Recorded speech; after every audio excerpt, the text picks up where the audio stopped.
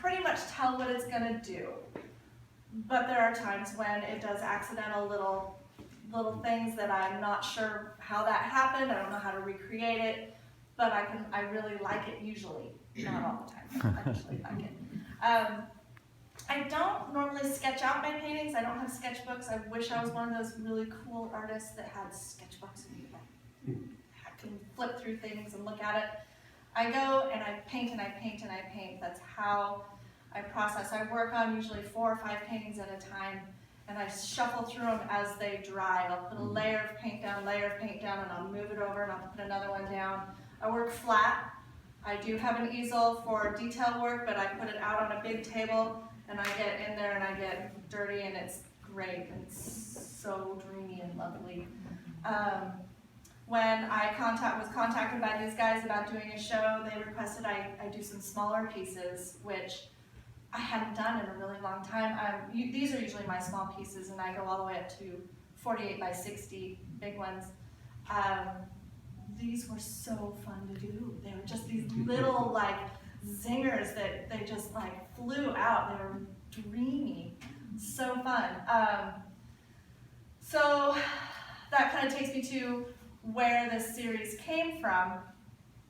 So it's been about a 2-year process to get to here.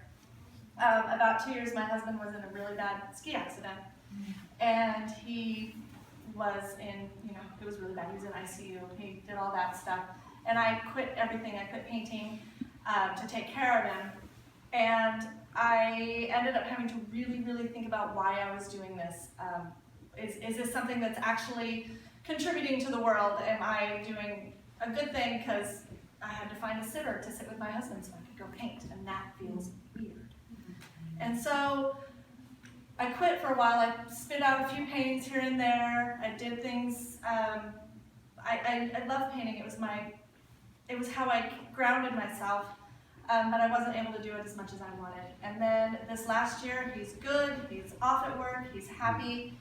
And I was able to spend days and days and days in the studio, and this is what came out. It was just plowing through paintings and just going to work every day and working until I couldn't stand up anymore. It was just the best. So that's why it's the Restorative series, because it brought me back. I feel like it brought me back from being in that really dark place of not knowing whether this was even a good idea to be doing, or why am I spending my money? Why am I spending my time?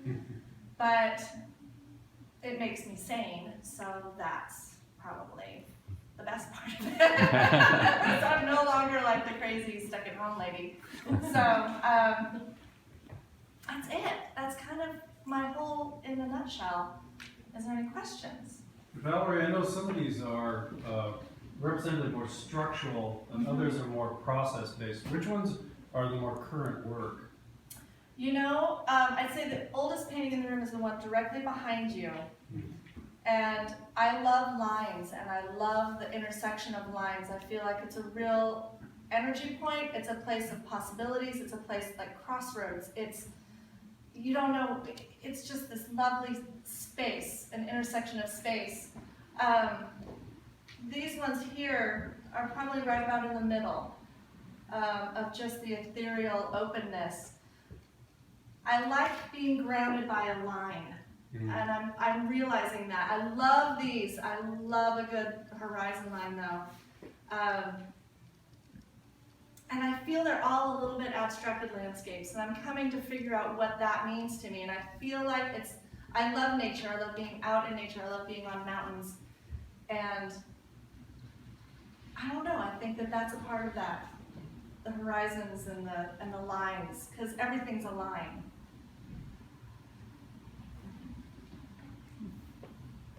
Any more questions?